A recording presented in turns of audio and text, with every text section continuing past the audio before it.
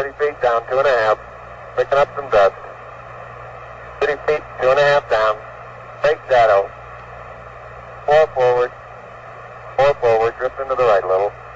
20, down a half. Contact light. Okay, engine stop. Houston, Tranquility Base here. The Eagle has landed. Roger, Tranquility. We copy you on the ground. You got a bunch of guys about to turn blue. We're breathing again. Thanks a lot. On the 20th of July, 1969, Neil Armstrong and Buzz Aldrin successfully landed and walked on the moon. Most people believe this is when America won the space race.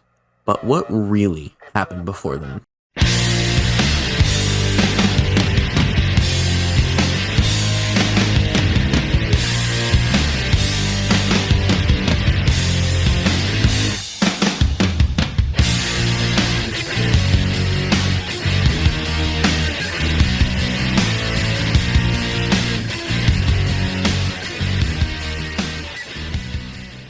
The year is 1957. The Beatles were just formed, and the USSR is about to launch what would be the first satellite into space.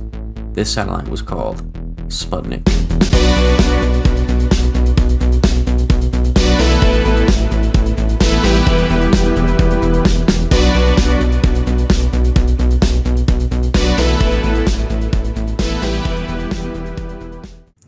This launch was for the most part very concealed in the public eye. The American people and officials both had very little idea that the Soviets were about to start a race that would go down in history. The launch of this satellite frightened high-ranking American officials who believed that the USSR was trying to send a message to the Americans. A message along the lines of, "We're better than you," into orbit.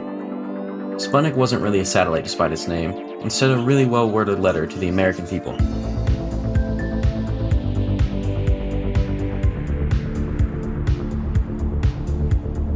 A few months later, Eisenhower would sign into commission the National Aeronautics and Space Administration. They would start production on America's own satellite named Explorer 1 later in 1958. In 1959, the Soviets launched Luna 2, a space probe that crashed into the surface of the moon, the first man-made object ever to reach the moon. This was a huge accomplishment not only by the Soviets but by mankind. 2 years later, the Soviets took another step ahead and put Yuri Gagarin into space. Not only was Yuri the first man in space, he was also the first man in orbit, an achievement the US would not recreate for another year. The first American in space was Alan Shepard, 1 month after Yuri, but unlike Yuri, Alan was not in orbit of Earth. Instead, he just cleared the atmosphere. At this point in time, the Soviets had been one step ahead of America at every turn, but this all would change at John F. Kennedy's famous speech. Space can be explored and mastered without feeding the fires of war, without repeating the mistakes that man has made in extending his writ around this globe of ours. There is no strife, no prejudice, no national conflict in outer space as yet. Its hazards are hostile to us all. Its conquest deserves the best of all mankind, and its opportunity for peaceful cooperation may never come again. But why, some say, the moon? Why choose this as our goal? And they may well ask, why climb the highest mountain? Why, 35 years ago, fly the Atlantic? Why does Rice play Texas? We choose to go to the moon. Starman waiting in the sky. He'd like to come and meet us, but he thinks he'd blow our minds. There's a starman waiting in the sky. He's told us not to blow it, 'cause he knows it's all worthwhile. He told me that the children...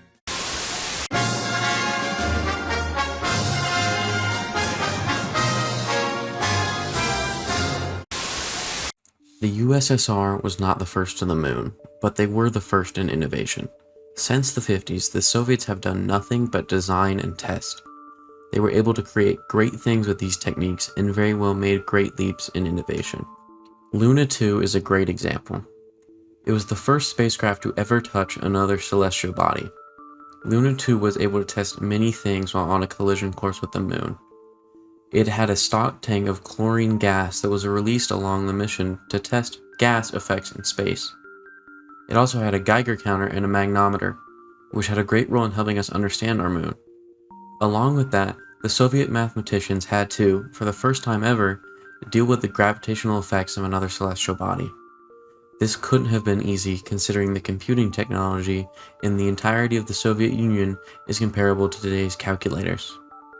Because of this mission, we were able to confirm that the moon had no atmosphere and had no radiation belts. This evidence is crucial to a landing at the moon, and the Soviets had just handed the Americans a seal of approval.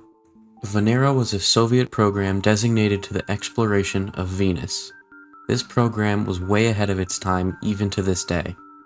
This program began with Venera 1, which was equipped with pressure-secured cargo for multiple instruments, 2 solar panels, and a temperature-controlled body and even gyroscopes. This was the most capable space probe ever conceived at the time in 1961. Unfortunately, Venera 1 would lose communication halfway to Venus. By today's estimates, however, many believe Venera 1 accidentally established an orbit around Venus for the first time ever. The next generation, Venera 2, would come shortly after and was even more capable than before. Holding a much more advanced communication system, this probe was confirmed to fly by Venus, but data was not transmitted due to errors unforeseen by the Soviet scientists. The Soviets would not give up after another mishap and would launch Venera 3 in late 1965. This satellite would also lose communication, but ultimately crash into Venus, the first time it had ever been done. The Soviets would redesign their approach to Venus exploration after another failure, and 2 years later, in 1967, would launch Venera 4, which was designed to withstand Venus's high temperatures and pressure with the instruments enclosed in a state-of-the-art pressure chamber. Venera 4 released its probe above Venus, and a few minutes later it successfully landed on the surface. However, the probe would not last long, transmitting data for a mere 22 minutes before shutting off. This probe was a major achievement as it showed that Venus had a mostly carbon dioxide atmosphere with little oxygen. This was the first time anything had landed on Venus and survived long enough to transmit data. This mission revealed more about Venus than the Soviets could have ever hoped. Following this major success, Venera 5 and 6 were launched 5 days apart in January of 1969. They landed exactly 2 months before Apollo 11 did. This mission confirmed the reading of carbon dioxide in the atmosphere gathered in Venera 4, and for the first time ever got a temperature reading on Venus, reading at a 320 degrees Celsius. This amount of data collected in just 8 years was very significant compared to the amount of data achieved in the Apollo program, which lasted 11 years. Venera had accomplished what nobody thought was possible: surviving Venus. And during all of this time, the Soviets were designing a moon rocket. While the moon rocket would never work, it is still very impressive that the Soviets had the determination to continue work on both projects at the same time. And even after the 1969 and the moon landing, Venera continued work sending images and audio from Venus in the 70s and 80s. Almost all of what we know about Venus is from these missions, and that can never be taken away from the Soviet Union. Another example is Sputnik, the first satellite in orbit.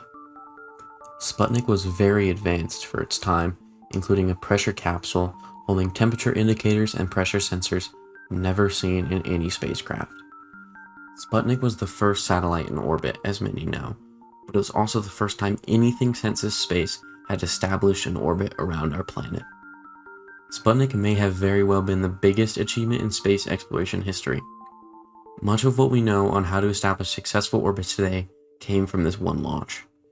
So much can be learned from the event that it very well could make its own respective video.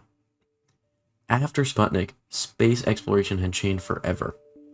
The whole world looked at space in a completely different light. No longer was space viewed as a dangerous frontier, instead, a new frontier.